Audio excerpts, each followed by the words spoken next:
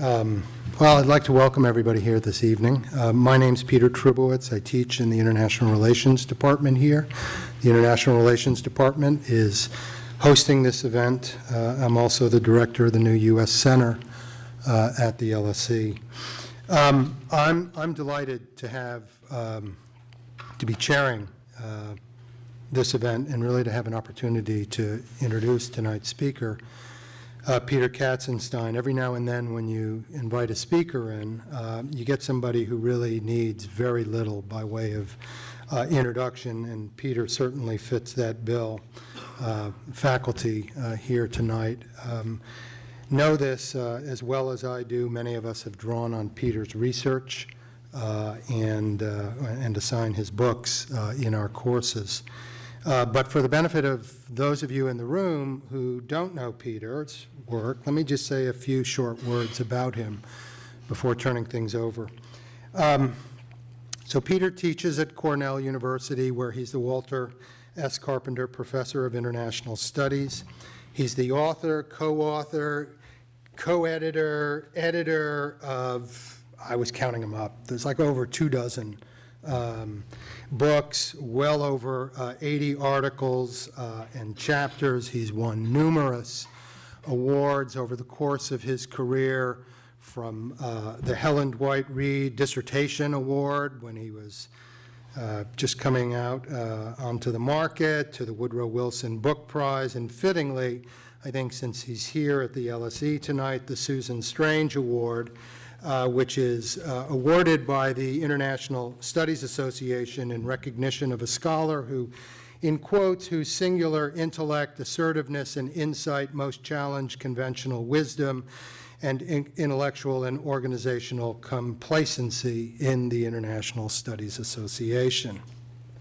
Indeed, Peter is known for his enormous intellectual energy, his commitment to intellectual pluralism, and his willingness to challenge first-order assumptions. He's also known for something else. On the American side, on the other side of the pond, a deep, long-standing commitment to teaching. Not only has he received multiple teaching awards over the course of his career, but I think even more impressively, I mean, it blew me away when I was counting them up. He's supervised over 75 PhD theses in his career, and in our line of work, that is a very big number. And many of these students have gone on to become really high-profile scholars in their own right, teaching in areas that are as disparate as Peter's own wide-ranging interests, which run from international security to comparative political economy to the regional politics of Europe and Asia. There's something special about tonight as well. This is something of a homecoming for Peter. After completing his BA at Swarthmore and before going on to do his PhD at Harvard, he came to the LSE to do an MSc in International Relations. It was a quiet time. It was in the late 1960s. And I imagine that, like many of you, Peter sat in this theater listening to what other bright minds had to say about what was happening in the larger world. So, Peter, it's what the great Yankee catcher Yogi Berra might say. It's deja vu all over again. It's really great to have you here at the LSE. Please join me in welcoming Peter Katzenstein.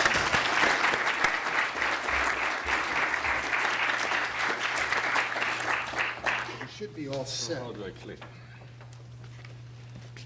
What do you click? I got a machine here, but what am I supposed to do? While he figures that out, let me say they put on this lectern the London School of Economics and Political Science Guide to Chairing Public Meetings in the Event of Disorder. Now, this does take me back to my year. Okay, because I watched Mark Rudd, who was a student leader at Columbia, and Red Danny, who was a student leader in Paris, and 25 other people here. I was sitting up there. the BBC in the room, and it was raucous. There were no guidelines, okay? So if you disrupt, we have a full machinery how to do this. What do I do now? They're coming with. They're coming, okay, good. So have to wait for a few minutes. the Susan Strange Award, this is not how Susan Strange would have framed it. She would have said, the Susan Strange Award is given to the person who most pisses off his or her colleagues for the year, okay? That's what it was about. She was a remarkable person. I never studied with her here. I studied with, well, my tutor was Paul Taylor. And at that time, he later on became the Trubowitz head. Paul had a family of 2, and he had to do what young faculty members have to do now. He had to move to Southampton or to Antarctica or something in order to be able to make a living, right? While American graduate students in the late 60s were still getting, not myself, but others, were getting fellowships which were higher than those of a senior lecturer salary. And at that time, a senior lecturer was working 20 to 25 hours in terms of individual tutorials and this group teaching. So to the extent that you're all having a very rough time, it was a rough time then. Okay? And now comes the clicker. Wonderful. Thank you. But it was a very happy year for me. Because I studied with Karl Popper. I mean, that was the main benefit of being here. There were, I don't know, 4,000 courses. And so Lakatos and Popper were on the faculty. I never dreamt of studying philosophy of social science. But here was the IR I sort of could figure out. That wasn't so hard. I took my exams in that field. But I did take seminars in philosophy. I took seminars in econometrics. I learned econometrics here. And I learned how to program in Fortran. Those were all the side benefits of a sterling social science faculty. And at that time, LSE was very small. We were talking almost 50 years ago. It was only 3 buildings, I think. And working hours were relaxed. There were 2 tea breaks in the morning, and many of the senior faculty quit at 3:30 and had their beer down the road. I mean, it was, by American standards, quite relaxed. And I take it that has changed. So this is different now, right? But it was a good year. I totally enjoyed it, and I lived next to the Arsenal pitch and got also interested in soccer, English soccer. I was interested in soccer before. And to the extent that you're making an exit at 7:30, I'm with you, okay? The match starts at 7:45, so. All right, so to the business at hand. Now, if I click, something is going to happen. You do the first click. There's always an honorary click by somebody.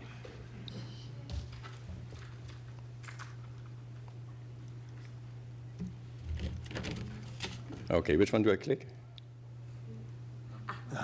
You got it. The right one? The right one. Wonderful. We're in business. Okay. So this is a project, or this talk builds on a project which is ongoing. I got interested in this topic in 1993 when, like many of my colleagues, I read a famous article by Sam Huntington. And it sat in my throat for about 15 years. I knew it was wrong. And in a book which I published in 1996, I wrote a few pages, but I didn't know how to think about it. But it percolated, and then in 2008 I said, I think I'm ready, and then I organized a panel, and they said, that's interesting. And so I did a book, and then I said, oh, that was the book on civilizations. Okay, I'll do another one on synesization, and I'll do another one on Anglo-America. And this lecture is on those 3 sets of books, all edited volumes, but I put in 5 long chapters, and I'm not yet done. I have 1 book on civilization, single-authored in my head, which I want to write in the next 4 years. So here are president and professor, and they think the same way. Sam Huntington, I very much respect. Okay, I think he was a superb scholar. I didn't know him well, but I knew him. And I wished we could have had a chance to argue about it, but he was very ill at that time, and that didn't happen. Chinese presidents come and go. They are all Huntingtonians, okay? So, by the way, are all Chinese students I talked to. So here's my disagreement with Huntington. Huntington's map, as you can see, colors the world into different civilizations, and some of them are difficult to classify, but what matters is that the colors are monochrome. That is, civilizations for Huntington are unified. And for me, civilizations are internally divided. And secondly, for Huntington, modernity, in whatever form you think about it, is irrelevant. And I make a big deal about saying that the civilizations are embedded in a larger context. And we want to know why I do this? I got the basic idea from Marshall Hodgson, who is the founder of modern Islamic studies in the United States. He wrote 3 monumental volumes. He died at the age of 46. He's one of the great, great scholars in the United States in the last century. And Hodgson, as a student of Islam, thinks globally. And he thinks of Islam as stretching from Indonesia to Senegal, not just in the Middle East. And so the civilization, my concept, is embedded in a global context. So are civilizations combative and clashing, or are they plural and pluralist? Are they defined by core values, Huntington's position, or are they defined by multiple traditions, my position? Is the world made up of cultural realism, which is Huntington's position? He recognizes the plurality of the world, but not its domestic pluralism. Or is the world made up of cosmopolitan liberals? They see the domestic pluralism, but they don't recognize that it's a plural world. It's, in fact, teleologically built to be a liberal world. This is what liberals have argued for the last 150 years, always talking English, always in a loud voice, and it hasn't turned out that way. Okay. So I could return to especially this liberalism theme at the end. So if you want to locate civilization analysis, you have to think about how do we think about the world? Well, it locates above the nation state. It locates where we locate globalization or internationalization. So globalization is a set of processes which reconfigure sovereignty. And often these processes interact with localization. So the Toyota glocalization production form is in fact a way of thinking about the world.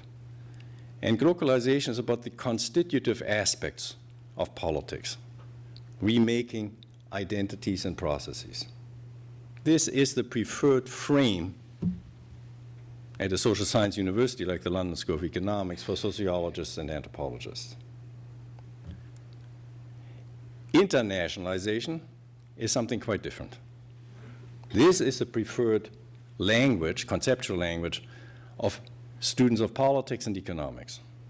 And the Latin root means something between nations. And the nations, their constitutive characteristics are not challenged. What happens is there's an increasing social density of exchange across borders, trade, capital, persons, information, whatever.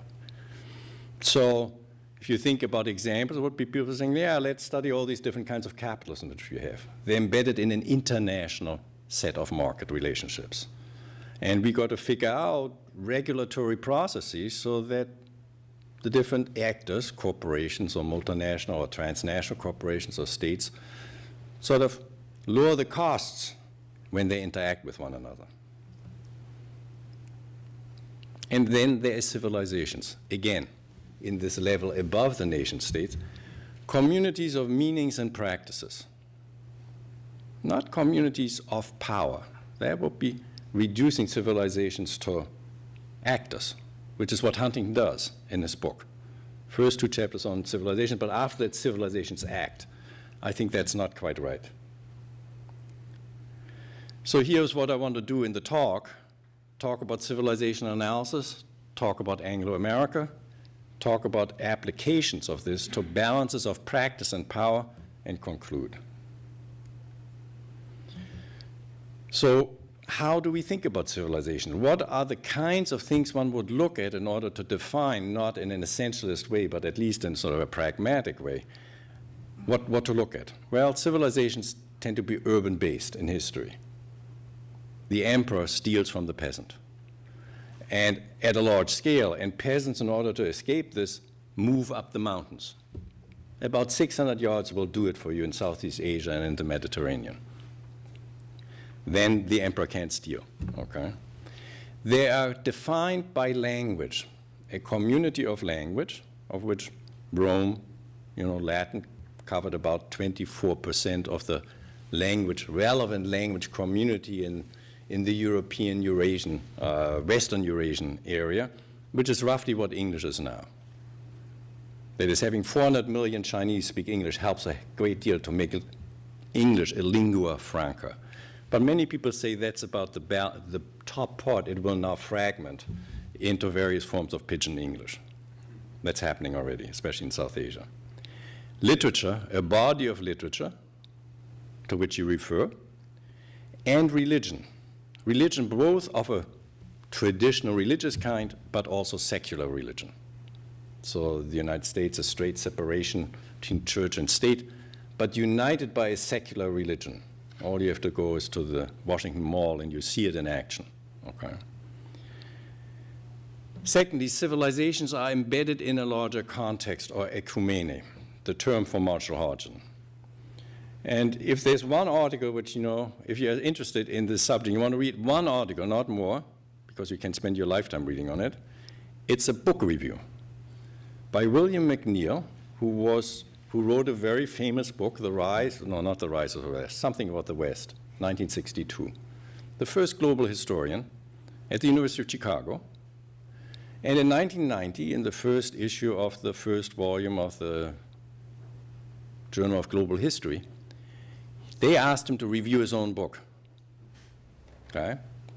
And it's a wonderful piece of scholarship, dispassionate, incisive, smart. And the bottom line is, he says, it's a pretty good book. But I missed the vital point. And the vital point was that I didn't talk or listen to Marshall Hodgson before I wrote the book. That is, I thought, like Huntington, there's this civilization, the West, and there's some other civilization I'm not focusing on. But Hodgson told me that the West, the way I conceived of it, and the way I conceive it now in 1990, says William McNeill, is embedded in something larger. And if you don't get that, you don't understand civilizational politics. Thirdly, civilizations are not actors. They are complexes. They are contexts of meanings, okay? But they're not acting. To give them agentic properties mistakes what it is. States are actors, groups are actors, individuals are actors. Civilizations are not actors. So think of civilization not as a voice in our head which tells us what to do, which is what Huntington has, this unity model, but as a town hall meeting in which you are arguing about our options. That's what makes civilizations interesting. If you can't talk about your options, it's a boring place. So in the 15th century, if you were an intellectual in Europe, you wanted to be as close to the border to Islam as possible on southern Spain. You couldn't escape. You were under the Spanish Inquisition. That was pretty boring, okay? The action was in the world of Islam. If you were living in the ancient Western world, you wanted to be in Athens, not in Rome. Rome was boring. It had the power. It had conquered Greece. The action was in the academies in Athens, because that's where the disagreements were. So that's a very important part of civilizational politics. What makes civilizations interesting is not agreement, but disagreement. So wherever I have looked, I saw multiplicities in these civilizations. When I look at China or Anglo-America or abstractly, multiplicities of actors for sure. In my discipline, people say the state is the basic unit of analysis. I said, that's not what I'm seeing. I'm seeing empires, I see states, I see pooled sovereignty polities. Britain is still one of them, part of the EU. I see stateless polities, The Ummah might be an example, that Islamic community. I see diasporic politics, not politics, diasporic politics, okay, all over the world, whether that is Jews or Chinese or Indian. It's wrong to reduce it all to the world of states or to lump the non-state together and then say that makes you understand the world. I think that's right. Multiple actors on the private side, multinational corporations. They're different from transnational corporations. Coalitions, groups, organizations, movements, individuals, all these things which my students read about, get excited about, write about, which don't make it into the textbooks of international relations in the Westphalian system, which is run by states. Multiple traditions and institutions at the LSE, at Cornell, in Britain, in the United States, every place. Lots of different kinds of processes. The only thing I don't see is Orientalism versus Occidentalism. That's the one reification with which our public media and ourselves often orient ourselves. But it doesn't exist. It's made up, and it's politically pernicious. So how do these civilizational complexes relate to each other? They surely relate through clashes. That does occur.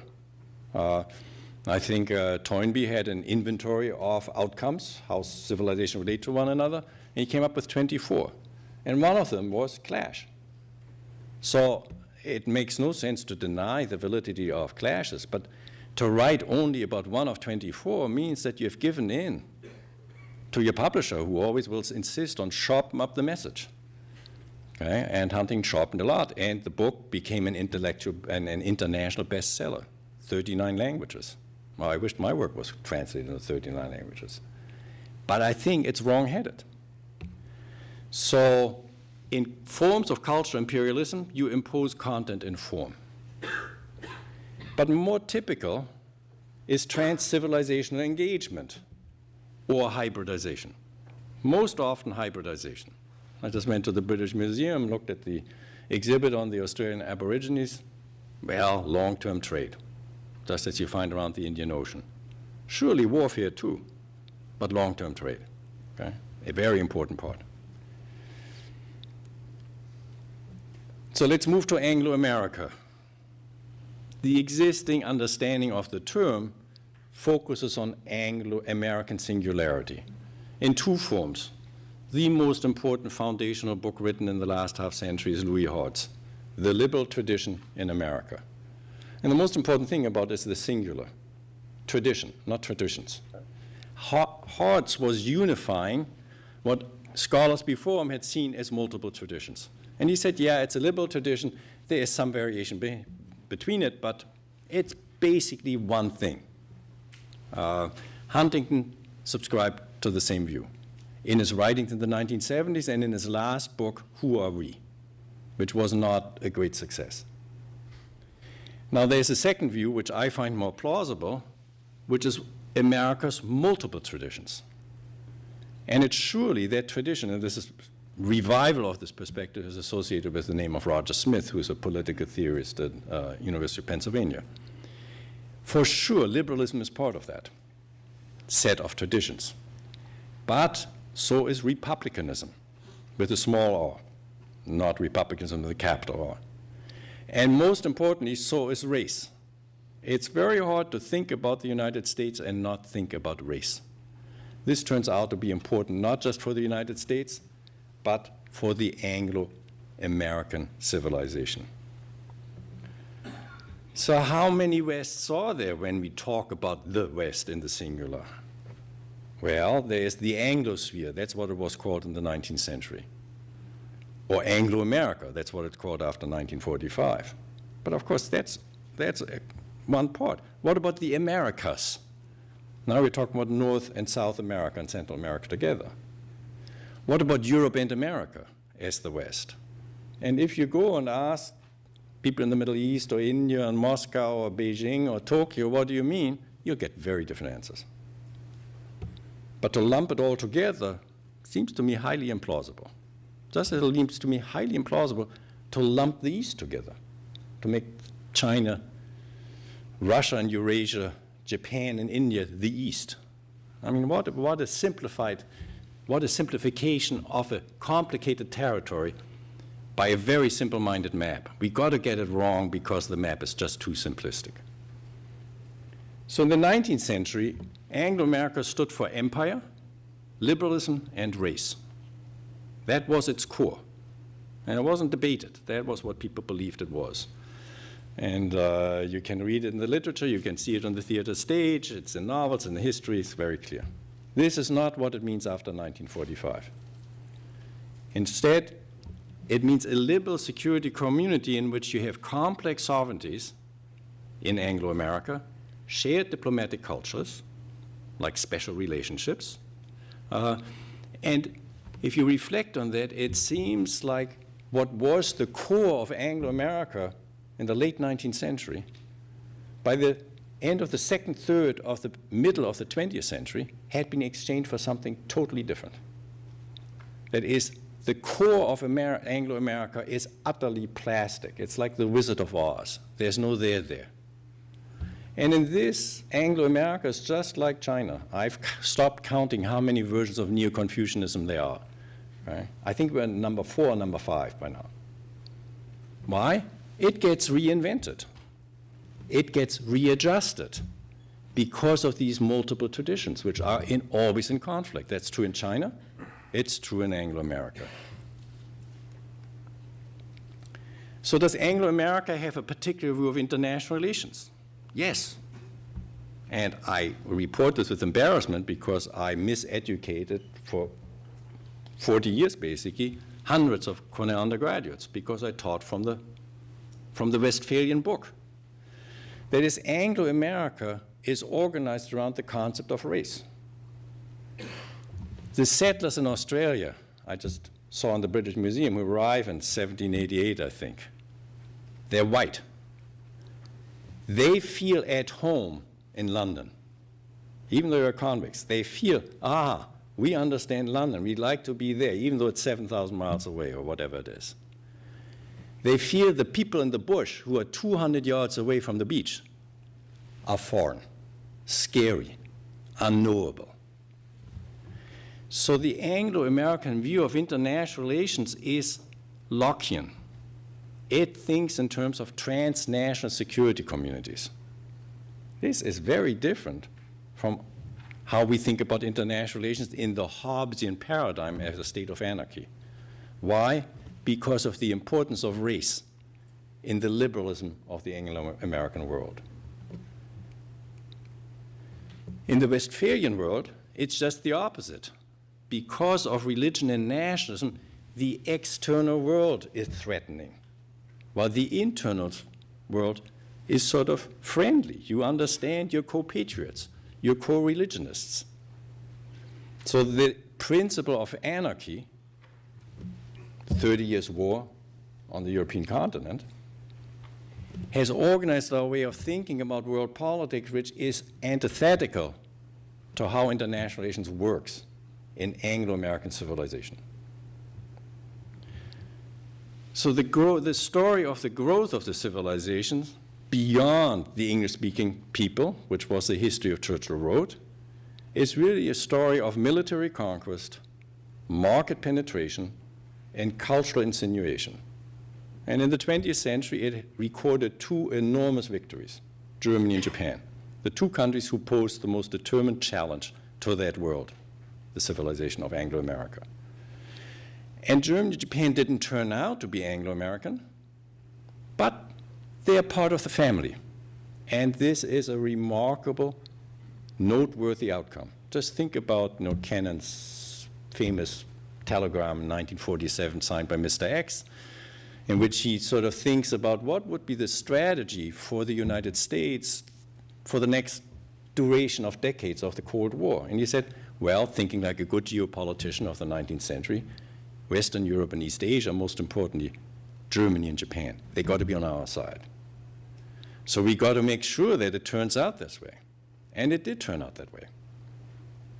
So the question for the 21st century is whether this will be true of China and Russia. And this is a very open question. Based on the record of the 20th century, you wouldn't be totally pessimistic about it, but based on especially the depth of resilience of Chinese civilization and political and market power, you wouldn't be totally optimistic either. Russia is a more complicated, but I think in the end simpler story. So Anglo-America hasn't lost a big war in 300 years. They've lost some small ones, but not a big one. That's a remarkable accomplishment.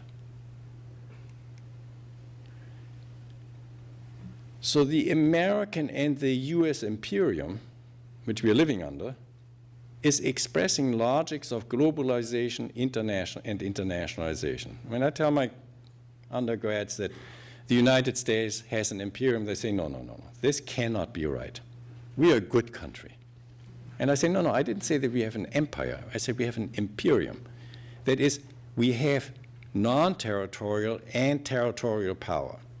And they say, we have territorial power? I said, yeah, we have about 700 bases. They say, wow, that's a large number. I said, yeah, that is a large number. 50 major ones, okay? But to deny the existence of that traditional instrument of power politics is denying evidence. So that's very clear. Like the British Empire, the United States, and now I call it America, has a non-territorial empire. Let's just call it the non-territorial empire of pop culture and technology.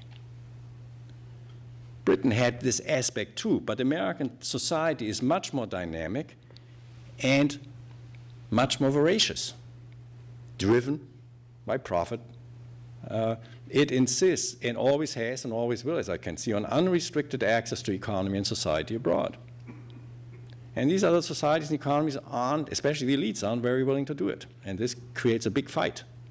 And then as a third part of this, of course, because America is so special and so exceptional and so unique, Americans are forever saying an exemption for us because we are an exception. Whether that is trade, whatever it is, the Americans will always want to get a free ride, right? Because they're so much better than anybody else. God's chosen country. And that, of course, most people around the world don't particularly like that. So what about the international relations of the United States over the last 50, 60 years? A very clear strategic sense, as I indicated, by Kennan, but extremely consistently executed by US foreign policy, focus on Western Europe and East Asia. And the rise of China simply reaffirms the importance of that. And for reasons of energy politics, the Middle East, and for reasons of religion. So Israel and Saudi Arabia are enormously important pivotal powers in the Middle East for the United States. They are not as pliable as Germany and Japan, and they are very different. Saudi Arabia is one of the remaining feudal powers in the world, and it wages war against the United States. Jihadism, after all, 9/11 was not an accident, the way 1914 was not an accident. Saudi Arabia had exported 20,000 jihadists in the previous 20 years. This time they made it to the United States. And Israel is very different because it's a 51st state of the United States. You can't get elected president if you don't have Israel on your side. Barack Obama thought about it for about 30 seconds in 2008. Didn't take him much longer than that, okay? And you can just see the whole story of the last several months as a wonderful case study of this, right? Latin America, South Asia, and Africa are unimportant, but they don't rank as high. I think that's quite consistent. Whether this will change remains to be seen. Now, there is one place where the United States and the American really did have an empire, European style, Central America. If you look at what Central America looks like now, all you can conclude is having an empire may be good for the imperial power, it is terrible for those who suffer from it. Central America is a disaster. Unconstrained American power is as bad in Central America as unconstrained French power was in Africa. As unconstrained power is any place, Germany in Eastern Europe, Britain in South Asia, you name it. Okay? So this world of regional orders is not the old imperial world, with the exception of Central America. That's sort of the magic. The magic is that America is the central power in the world because it is a player in every region, but it doesn't dictate outcomes. It's an important player in all regions. That's left the regions to figure out their own regional orders, with America and the United States being part of it. In domestic politics, I'll be very brief, 3 patterns of internal pluralism. Race is important. I'm putting Mexico in here because it's part of North America. New Zealand is the most interesting case dealing with race because it's in the process of moving from an official form of biculturalism to an emerging form of triculturalism. That's, I think, Turkey, New Zealand, there are a few countries where I think important things are happening. So this is really interesting. And then there's, of course, Canada or Australia, where you get very principled conflicts over multiculturalism and where you get very pragmatic compromises. Deeply admirable how they deal with the indigenous population. I just went to not here, I went 2 weeks ago to the new American Indian Museum on the Mall in Washington, D.C. And they installed a new permanent exhibit of the treaties between the United States and the Indians, starting with the Elder Penn Treaty of 1683 or whatever. That, by the way, was the only treaty which was not broken within 2 years. Every other treaty was broken within 2 or 3 years. The American Indian population suffered terribly, and the movie which they're showing there ends with the following thing. It says, we are not claiming that there was a Holocaust. There was a Holocaust. That's on the Mall in the United States, okay? I was stunned, so I asked, why are the Republicans screaming? It turns out that the people in charge of the exhibits are actually the American Indians, not the Republican Congress. So let's then look at balances of practice and power. Practices are very important because you can see how communities organize themselves. And power, I want to think about the way we think about power normally to control somebody through coercion, through institutions or through structural constraints, but also power which circulates, which is polycentric, which is not easily captured from the top. Here are some case studies. Law. So in the period of American primacy, you get a new way of thinking about law. It's called law and economics. And it has had profound influence, especially in Europe. Okay? So I looked at something called international commercial arbitration. This used to be a gentleman's club run by European lawyers, okay? It's now litigational, totally changed, favoring adversarial training. So something in the legal profession came around and said, yeah, the American way isn't so bad. The practice changed. But not all legal practices. When I grew up, the model constitution was the American Constitution. But constitutional law doesn't look to the United States at all. I mean, the United States is as important in constitutional law as, I don't know, Madagascar, okay? The action in constitutional law is in South Africa and Canada. That's where constitutional lawyers go. And so law is not a field in which something happens, one thing happens. Law is a field in which many things happen. It circulates around numerous nodes. Europe, for example, is leading the judicialization of global politics. That is, courts which make binding decisions.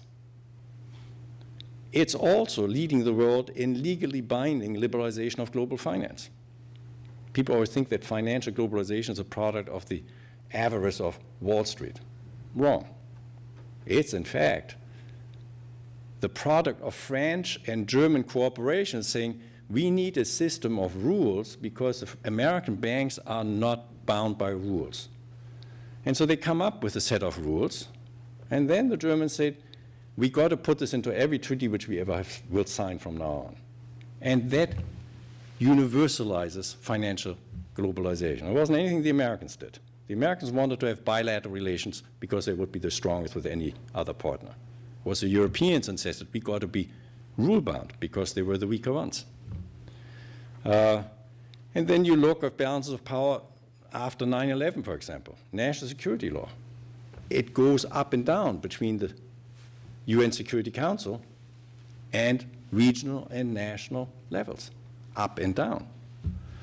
Or you look at how law is built in Asia through legal syncretism and innovation. They don't want to choose between European common and civil law. They say, nah, that's not a big difference. In the Western world, it's a big difference, but for us, it's not a big difference. We can get a little bit from here and a little bit from there, and we have our own legal tradition. It's fusion cooking in the legal kitchen of Asia. So there are clear failures and successes. For example, the United States has, since the 1950s, forever under the auspices of the State Department, had a program for exporting the rule of law, including into the province of Anbar as late as 2008. Already by the 1970s, legal scholars looking at it and saying, this is not working. But that doesn't stop us, the United States. We go on doing it like it's written into our DNA. It doesn't work. There are other programs which are mixtures of success and failure. Democracy promotion through the World Bank, for example. Some failure stories, some success stories. And there are success stories, particularly the export of private law through foundations and NGOs. You can see this in Eastern Europe and China. Through law schools, very important. Through mega law firms, 19 of the top 20 mega law firms in the world are US. Right? So if you look at the domain of law, you see that it's an outcome in which there's not one country or one civilization setting the tone. It's in fact a system of polycentric innovation and circulatory power. Here's a second example, the movie industry. So I'm writing on this, and I got interested because Hollywood is really big in the international market. 60, 70, 80% of market outlets filled by Hollywood movies. Okay? And Hollywood is full of shrinks. Everybody there is just psyched out. Why? Because they don't know what's going to happen, where the next job is coming from, whether that movie is going to make money or not. Nobody has a clue. Titanic, made a lot of money. Nobody knew when it happened. Why? Well, Indian teenagers like to see it 7 times. Well, you couldn't predict that, right? So radical uncertainty. So you develop a strategy of making blockbusters, to cover a lot of losses in your other movies. Who determines it? Global viewing publics, not American publics any longer, it's global. And of course, in this industry, there's not just Hollywood. There's Bollywood, there's Nollywood, that's Nigeria. The growth of the Nigerian movie industry to the second most important industry in terms of employment in Nigeria occurs in 25 years. These things happen very fast. So the Nollywood caters to an African market. It's being imitated in Kenya. It's imitated in many places in Africa now. Bollywood is actually not happening. Bombay is no longer the center. There are 20 centers in South Asia which are doing this, and of course it's trying to capture now the Hollywood market. Right? Again, the outcome is polycentric innovation. And finance. This is something which the United States and American bankiers are very proud of, as Wall Street, like the city here. I just read that you have 4 hedge fund managers making more than £1 billion, or euros, I don't know, whatever it is. Some obscene number, okay. So this is, the world of finance is a world of risk and uncertainty. Keynes and Knight write about this conceptual distinction in the 1920s and 1930s, risk around probability and uncertainty about things where there are no probability distributions. So epistemic uncertainty describes the incompleteness of our knowledge about the world. And this was very clear to Keynes in the world of finance. So there are people like Soros and Solow, one is a very successful hedge fund manager who cost the British Treasury £2 billion, I think, in 1992. It's quite a story, okay? And the other one is Robert Solow says, he's a peasant, he doesn't understand economics. I'm not sure he's a peasant. So here are some distributions, here is the Swiss franc, always in the market and in the news, right? Here's the daily moves of the Swiss franc. And all you can say is, it doesn't look to me like a probability distribution, okay? That is somewhere to the right-hand side, you go 80 to 100-fold off in terms of magnitude of what you would expect in terms of currency fluctuations. So you don't know how to deal. How do you make currency transaction when you look at this? You can't develop models based on risk. So you categorize events. You classify them because you got to make decisions. Here's another set of curves. They don't look like a probability curve to me. Dutch and American yield curves over 200 and 400 years, they look rather different. So finance doesn't fit this model of a world of probability. Here the thing which blew up the economy in 2008, the risk management models, which everybody looked to, and they were off by 20,000%. I mean, a sophomore in Cornell, it's a failing grade, okay? But they don't serve the purpose of describing reality. They serve the purpose as a convention to make it possible for people who have to wager big to say, we're doing it responsibly, we're not just throwing the money away. So it's not stupidity. I don't think it's even cupidity. It's conventions which we use in order to transform uncertainty into risk, quantifiable risk. And when the Queen came here and you opened that new building in November 2008, she asked, how the hell did this happen under the watch of the London School of Economics? Embarrassed silence, and then they said, we'll come back, mother, and they came up with things like systemic risk and other things, okay? Quite right. But they were speechless, as were the American economists. So something happens in these financial markets, and it isn't controlled. It happens in part because of innovative financial practices. It happens in part because of the co-evolution of control efforts, or lack of control efforts, that is regulation or deregulation by governments, and profit-seeking individuals and corporations. So let me conclude. There are two kinds of arguments in the social sciences. The one which is always held up as the only one is clinching and scientific proof. This, I think, is very important in the social sciences, but it's not the only argument, not the only way of thinking about it. There's also vouching for an argument and pattern recognition. And this talk is based on vouching and pattern recognition. There are also two kinds of futures we always contemplate. One is recurrent sameness. In my discipline, it's always the same thing. Realists and liberals are always saying, the future will be like the past. Okay? Either it'll be horrible, that's the realist prediction, or the liberals saying, no, it's not going to be horrible, it's going to be a liberal future, it'll be wonderful. Okay? In civilization analysis, it's really what you're focusing on is novelty, and what Appia calls contaminated cosmopolitanism. It's what I think is shown in the past, and I think that's the world we live in. So Anglo-America and Islam in this world of multiple civilization have a particular position, and Anglo-America in particular. It has a particular relationship to the civilization of modernity. Through language, everybody wants to learn English. Just look at the end of the Cold War and what happened in Eastern Europe. No French, no German, no Russian. English, 70, 75, 80%. Is the choice of the first foreign language, and the same in Asia. Secondly, the rights revolution. The rights revolution is something which, has accelerated greatly since 1947, 1948, and in particular since 1990. It is something which cannot be returned. I think it's impossible to stuff it back in the bottle and say, oh, it's not going to happen again. I think the rights revolution is here. Science and technology, that's been a long-term story since the 18th century. And Britain and now America are very good at it.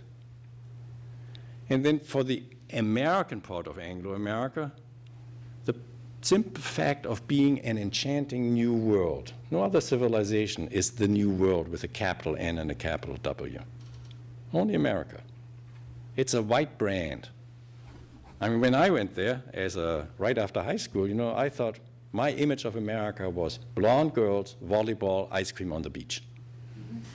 Yeah, I found that, but that wasn't America. But everybody makes up their own America.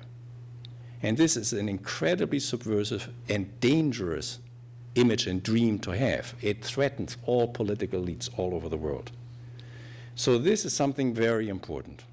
And it dates back all the way to the third letter which Columbus wrote to the Emperor of Spain. He said, "I've arrived. America is like a ripe pear with a nipple turned upwards towards heaven." Now, if you ever wanted to have religion and sex in one sentence, that's it. Okay? So Islam is a special civilization too, but it's not a vertical connection. It's geographic spread, which occurs within the civilization of modernity. And the era we are living in is one of intra-Islamic conflicts about how to make that work. And to focus only on the Middle East or the Arabian Peninsula and say that's Islam is a big mistake. Islam is much more capacious and with many more optimistic stories to tell than ISIS. And of course, there are other civilizations which I don't want to talk about here. What about this civilization of modernity? How do we think about it? So my sense is from having read broadly around it, you know, here is Braque, who talks about Rome, not Athens or Jerusalem. He says Rome was a transmission culture. They built good aqueducts, but they didn't have a message. And I said, well, it's not bad to provide the internet, okay, for whatever reason, to provide the conduits of exchange. That is what Rome did. And it also made everybody a citizen, by the way, which we haven't gotten to that. In popular culture in Japan, Iwabuchi, who is one of the leading scholars of this, talks about Japanese popular culture industry being so successful only after it has become, and this is his term, odorless. If you can't find anything Japanese about it, then it will travel. Otherwise, it won't. If you go to China, you know, and you look at educational TV for the kids on Saturday mornings, or at Kansas for that matter, it doesn't really matter. It's brilliantly produced Japanese popular manga, which nothing Japanese about it except this artistic, imaginative, child-captivating technology, visual and narrative. And it's true, I think, of liberalism's thin proceduralism, which is what my former colleague Ernie Haas wrote about. Liberalism in this talk gets quite a rough treatment because it's coupled with race. But procedural liberalism is something very important, and it's a great advance, I think. But it's thin, it's not thick. So the question to which I have no answer is, are the markets of Anglo-America, are they thin or thick constructs? And I can change my mind on this every night. Global politics, I think, is being fed by two processes: human well-being, and whatever we mean by it, and we mean a lot of different things by it, and human rights. And we surely disagree about human rights. Any panel discussion between Chinese, or American, or Europeans, we have vastly different definitions of human rights. But for the first, the disagreements are no different from the past. What has changed, I think, in the last 2 generations is that we are finding a common language for articulating the disagreements. That's no mean accomplishment. I take this idea from Chuck Beitz's book on human rights. So no longer is it possible, I think, to impose a single standard of conduct on the world. This is what liberals always want to do. Okay? I don't think this is possible. The world is too complicated because of these different kinds of civilizations. And it is no longer possible to simply accept all inhumane political practices, as cultural realists like Sam Huntington would want to do. I think it's not possible because of the human rights revolution. Peter, thanks very much. We'll open it up. If you want to pose a question, if you just provide your name and institutional affiliation, if you'd like. We'll start right down here. Hold on one second, you'll get the mic. Thank you very much. Robin Hanna, I'm a graduate of the International Relations Department way back in the 60s. I did a wonderful talk. I've just got an article. I'm a man called Arnold Wolfers. I think he's no longer with us. I met him because he actually was born in St. Gallen and died in St. Gallen. I was at school there, but he did make a lot of develop theories about a particular Anglo-American approach to foreign affairs, international relations, and I wonder if you probably have heard of him, and have you anything to say about his relevance to what you've brilliantly discussed?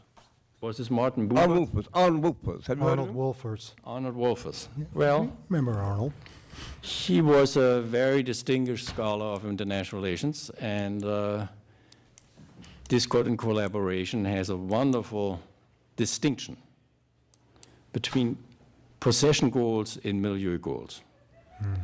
So if you wanted to take that distinction and put it into this talk, you'd say, I've been talking about milieu goals, the international milieu, fashioned by the interaction between globalization, internationalization, and civilization.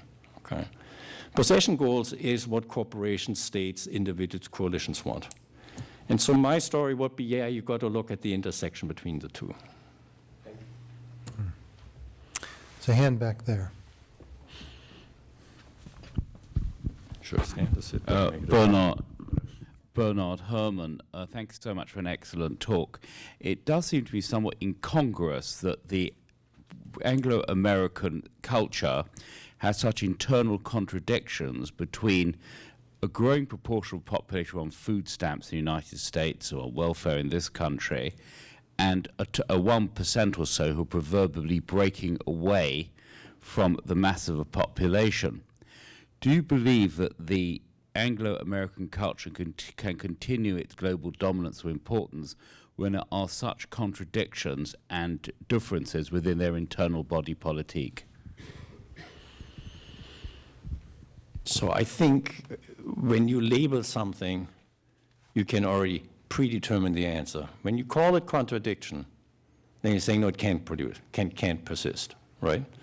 Because contradictions from Marx means you get to something new. If you call it stresses and strains, you'd say, yeah, maybe it recalibrate, okay? So if you think about the progressive period in the United States, 1880 to 1920, it changed the United States. For example, antitrust became a powerful tradition which still exists today, right? And eventually led to FDR.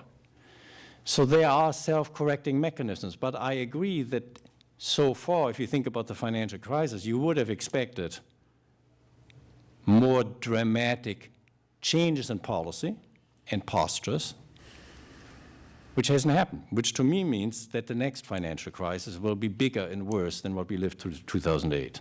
And we will enter it with less political capital for management. That may lead to systemic breakdown, revealing this, and a new kind of politics, most likely in the United States. Right? But, prediction is, in this world of uncertainty, prediction isn't my business. I wouldn't know it. And if I did, I certainly wouldn't be sitting here. I mean, I'd make a lot more money someplace else, right? So I think, you can conjecture about it. And if you conjecture about it, what strikes me about Anglo-America is an incredible self-regenerative capacity.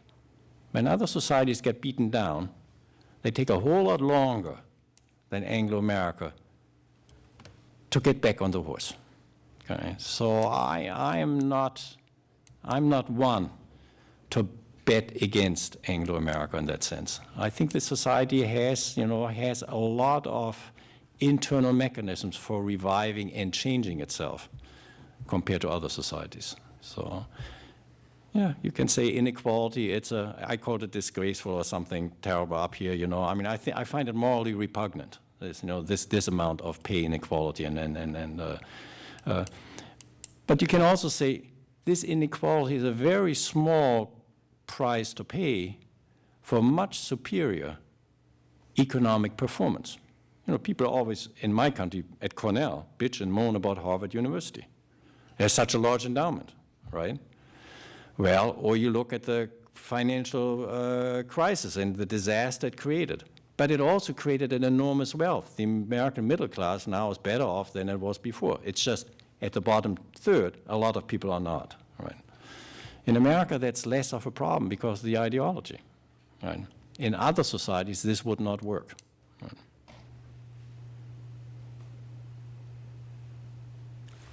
Robert, right down here, and then I'll come over here. Thank you very much. Robert Faulkner, International Relations. I was struck by one of your comments, I think it was more an aside, where you mentioned that you had taught international relations the wrong way. And having now developed a more civilizational prism, I wonder, I know we haven't got long, but how would you teach international relations through that prism? What would be your starting point? Well, you're asking a very embarrassing question. I'm slated to teach it again in the fall after 3 or 4 years of taking a leave of absence. And the lazy answer is, I'll summer plug a hole, okay? But I think it would, if I was not lazy, and I'm lazy, okay, which I think is a healthy attitude. If I was not lazy, I think I would teach it as a world of regional orders. That is, it's regional and civilizational complexes which develop their own logic. So take the case of the spying on Germany by the NAS, okay? Yeah, that was sort of outrageous, and the chancellor was really miffed, okay? She made it pretty clear. And then she said, okay, we'd like to join that special network which you have with Australia, Britain, and New Zealand, okay? And the Americans said, no, you're not, okay? Well, that was sort of a put down, right? New Zealand, I mean, come on, right? But it reflected the endurance of something. It wasn't just a special relationship with Britain, right? So I'm sure they're working out some bilateral deal on the side now. You know, the national security agencies are all intertwined. But I would say that rather than talk about the international system or the global world, I would take the message of pluralism to the world of regions and civilizations and make students see that, in fact, if you look at the politics of South Asia or East Asia or now Eurasia, which is becoming an increasingly interesting and hot subject, you know, it follows different grammars. But you would, of course, have to specify what it is that you're analyzing. If you're just saying, I just analyze something very aggregate, the tendency towards war, very general, or the tendency towards making money, very general, then you don't need that. You would have to specify what the outcomes are which you wanted to explain. But I think it's too much work, so. There was a hand over here. Hi, my name is Steve Cooney, and PhD from the International Relations Department at LSD in 1975, a long time ago. And my brother-in-law is Bruce Jentleson, who has his PhD in political science from Cornell and was one of your students there. I believe you know him fairly well. Right. Yeah, and so, but the question I have is, and Bruce and I have discussed this many times, Bernard Lewis, who wrote What Went Wrong about Islamic Civilization, sort of says that across the Islamic ecumene,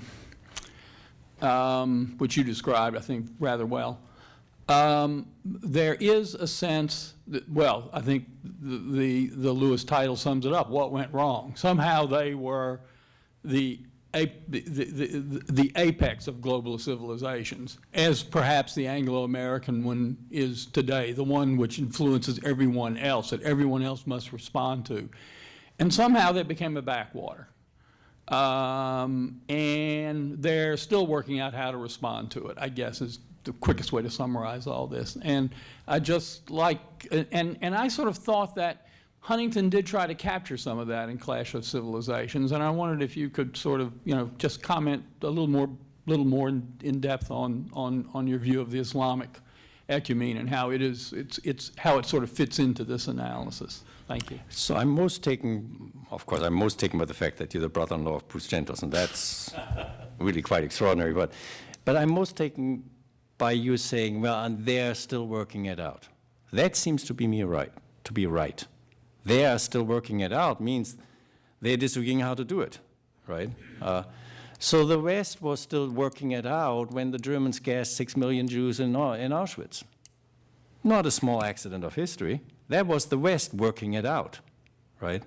So let's not over-dramatize the inhumanity in one part of the world in one history compared to another part of the world in another history. I mean, I think that's a big mistake. Right?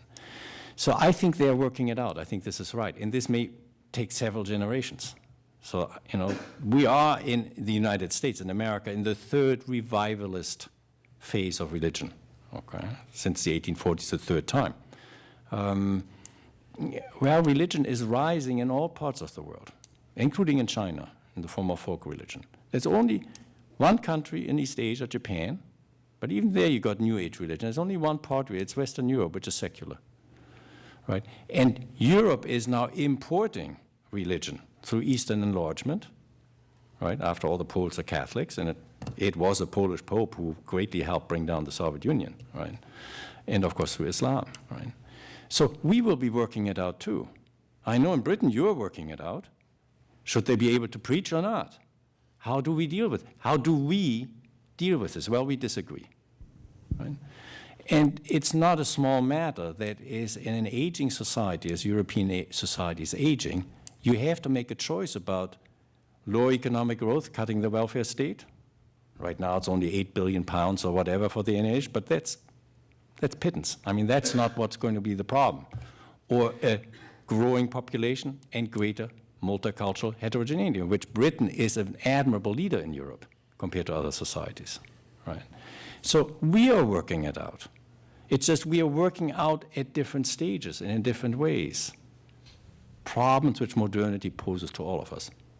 Problems which are posed by internationalization, globalization, and the creation of some embryonic community of meanings and practices, of which I gave some examples, right? So I think that formulation, they are working it out, is right, rather than the Huntingtonian, which says it's us against them. And you can say, yeah, 9/11 sort of supports Huntington. I think that's right. But US-Chinese relations do not support Huntington. He predicted the same for China and the US. So in the social science, you get one right, you get one wrong. Probability is 0.5. That's randomness, okay? Yeah. So some people say it's a good probability for social science, and others say it isn't. I don't want to editorialize about that, so, right? So Huntington has, I think the problem is to recognize the plurality and the openness. Lewis thinks what went wrong. He has a teleology of history in his mind in which says they sort of screwed up. We didn't. Well, I'm not so sure who the we is, but if Europe is part of the West, we screwed up big time. The Germans really helped a great deal. But we don't think, Lewis doesn't think in those terms. I think he should. Down here, James, did you have your hand up? Yeah. Did I miss somebody? I don't think. It's all been like faculty and men, so. I have a woman down here. All right. Maybe subsequent. You want to defer to Leslie? Okay. I'll go after, please. Leslie, you're on. Yeah, you're on, Leslie, Leslie. You can blame James. But, hello, Peter. It's wonderful to see you in London. I have a very underformulated question for you, which is I'm sort of looking at your reflections, your depictions, your sort of way of capturing Anglo-America, and I'm wondering if you could, I guess, say more about what race was doing there for you. And why it was sort of race, rights, and the Anglosphere. And I found myself thinking that maybe you were that it did come across as sort of race as just being bracketed. Gender's not in there at all, which is interesting to me. And I guess the only way through which gender and other categories, which to me seem fundamental right now to American politics, certainly, gay, LGBT, gender, races, so many different things, they sort of only really come into your story through the category of rights.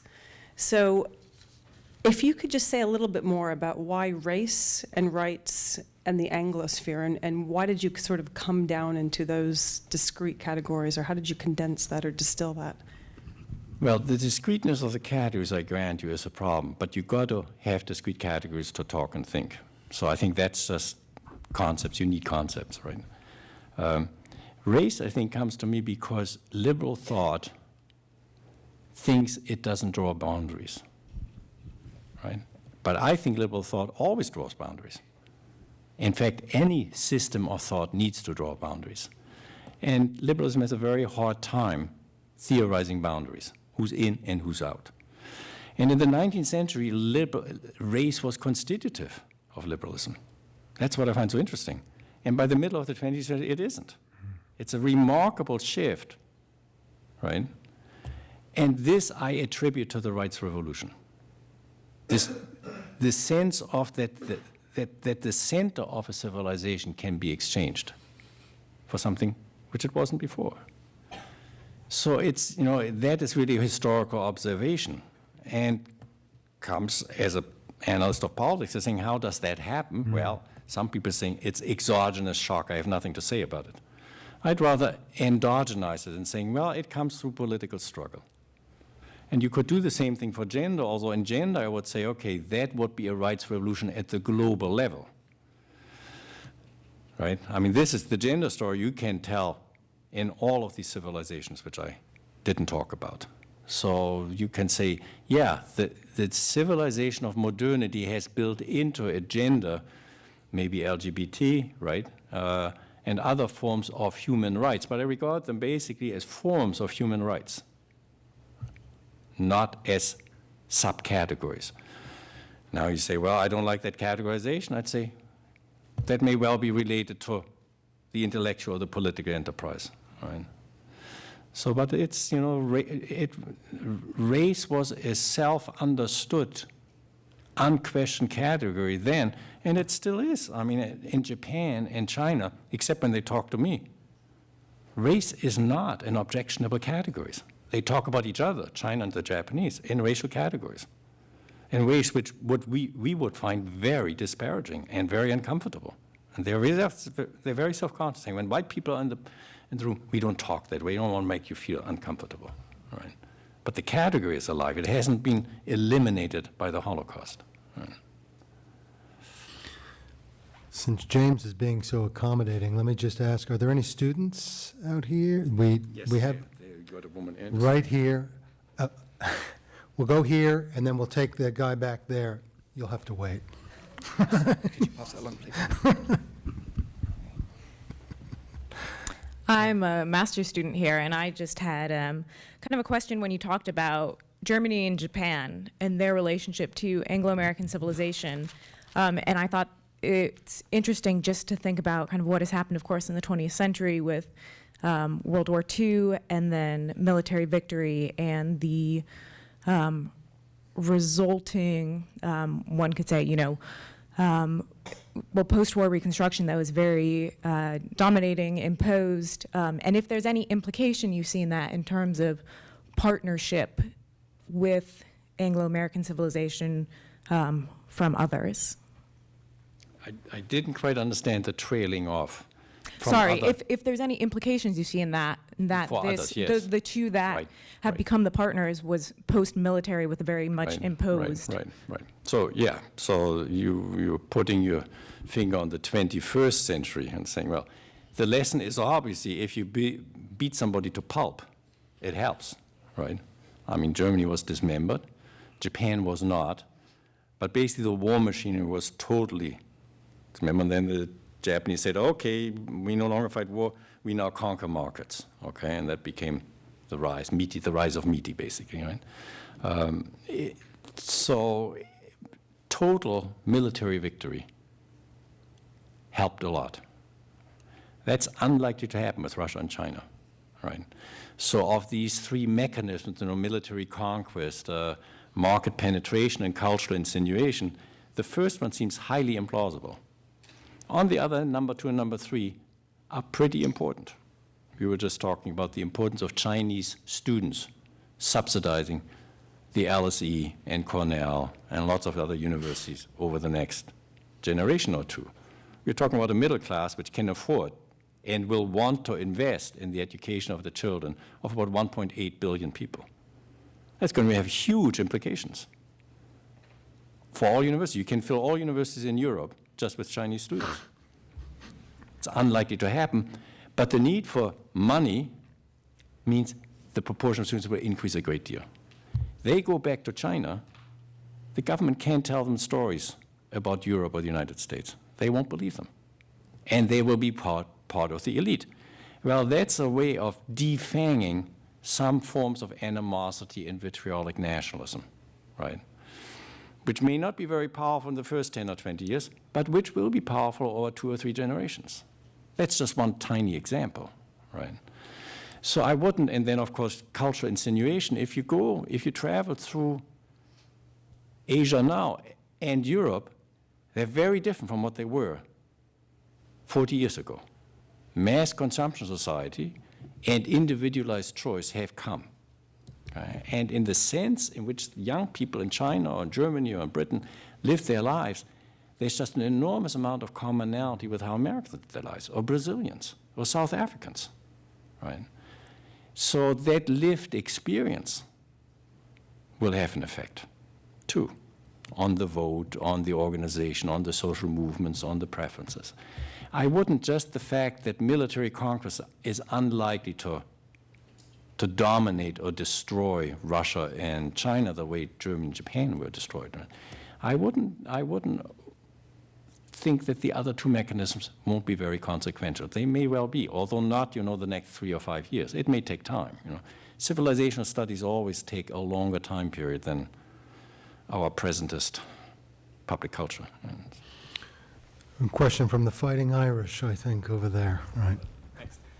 Thank you, Professor, for wonderful talk. It was very interesting. I'm a master's student here at the LSE as well, in IR. My question concerns your concept of locating civilizations with respect to internationalization and globalization, and I forget the third one, but you mentioned that if you had to go back now, you would teach your courses along a regionalization aspect of civilizations, and I very much so agree with that. In fact, I've spoken with Christopher Coker about this as well, and Patrick Porter and Robert Kaplan, who all think that globalization is a construct by states, and is something that they create, and is something that is can be stalled, can be stagnated, etc. Right? So, I guess my question would be then: do you see do you see this as being a reality then? Is seeing globalization as something that is not really constituent of creating and locating these civilizations, and is a sense of, a construct that is really kind of a facade for the internationalization, which I think is what is really going on. But I'm curious to hear your thoughts on that, and how this perception of globalization as being maybe the neoliberal institution to bring in or tie in all these civilizations together, if this is this facade, how this creates this perception that could potentially hinder civilizational So it would be nice if there was a world of appearance and a world of reality, right? That the region thing is real, right? I don't think regions are real. Regions are construct. I just wrote a paper on Eurasia. Well, very different ideas about Eurasia. You write, there's a whole literature here, on Europe. Whoa, it's a big disagreement. That is, regions are constructs, just like globalization or internationalization. So rather than I wouldn't want to teach it as the thing, India, East Asia, the way I talked about it. I wouldn't want to do it that way. I would want to look at processes of exchange, encounter, and clash. And when I gave the glib answer saying that I'm lazy, is to do that intellectually to undergraduates, it's very demanding. I can see writing a book like that. But to make that stick for undergraduates, they have to have pretty clear constructs, pretty clear articles to read, right? And it's the first time. I'm not sure I could do it. So it's not just laziness why I think this is I can plug the hole, but I don't think I can do it for undergraduates. It's too difficult, right? But to come back to the basic point, I think when you're saying, well, there is a construct here and there's a construct there, the construction of the civilization as a category is a political process. Huntington is a superb scholar who is utterly and totally honest. On every second page reminds you, dear reader, I want to fiddle with your head. I want to show you how you should think about the new world after the Cold War. He never lets this go. While most public intellectuals slip this in, they don't tell you what they're up to. Okay? He is utterly straight. The flaw of the book is that he doesn't give you anything new. It's just the old stuff from the 19th century. There's nothing new there, right? So construction, social construction, is a political project. He or she who wins the battle of concepts wins the war. Is gender a category or a subcategory of human rights? Feminists will never agree with me. They say, no, gender is a separate category. And that's why I said it's part of the political project which you have, right? For my purposes, I don't have that political project. My project is intellectual to understand this international milieu, right? So therefore, I'm willing to make that trade-off. It is always a political choice, right? All right, James. Thank you. Yeah, James Morrison, I teach you in We'll make this the international last relations. question. Okay, so you mentioned the long telegram, George Kennan's long telegram. So sort of, it's long, but not that long. So I looked over it quickly again just now, and I'm not quite sure how it fits in with your story or how you would type it, given your framework. So where does it fit into your framework? So on the one hand, we have, I think, you could say, Knightian uncertainty that he expresses about the durability of the Soviet project. He also then, his version of containment looks a lot like circulatory power. It's not overt coercion, it's this constantly shifting series of points, this kind of intricate dance where you let the Soviets save face, but at the same time get them to do what you want and so on. So it seems like that would sort of fit with your circulatory power. But boy, he really seems to think very much in Huntingtonian terms about the West and talks about the Western world, right? And the Russians and the Russian mindset and so on. So, I mean, maybe this is not an interesting point, but does he fit into your framework? Does he fit in as maybe 1 foot in, 1 foot out? Do you disagree with him? And so on. Yeah. So, I mean, what's quite remarkable about Kennan is that he really knew and loved Russia, right? That's really important. So he didn't take an externalist view of Russia. He understood how Russia worked. And he is a man in power. That is, that memorandum will be read in the White House. So he has to think about that, right? My hunch is, I haven't reread it in the last half hour, okay? You have a certain information advantage there. But my hunch is that he chose concepts that were politically intelligible to his audience and infused in his analysis with the nuance which Huntington doesn't get. So I think he was thinking, in some ways he was a very traditional thinker, as always. He was informed by Spikeman, okay? And Spikeman was informed by geopolitical theories of the previous 60 years. That's how the Cold War replicates. I mean, we always say geopolitics is a terrible discipline, it's all Nazi infected. No. McKinley, Mahan, I mean, that's not Nazi infected, that's homegrown by liberals, right? So I think he represented that, and that became the strategic vision. You think about the rimland of Eurasia should be on our side, and he has quite a subtle understanding about how you do this. Now that we've bashed them, how do we get them on our side? Wonderful book written by John Montgomery, who was a professor at Harvard, working with the US Army, doing all these interviews. There are 25 volumes of data sitting in the Johns Hopkins Library, and nobody has ever looked at them except Montgomery, who writes a little book, 150 pages, with the title Forced to be Free. But it's a condensation of a massive amount of data from the 1945, 46, 47, 48, right? Kennan was attuned to that kind of subtlety, right?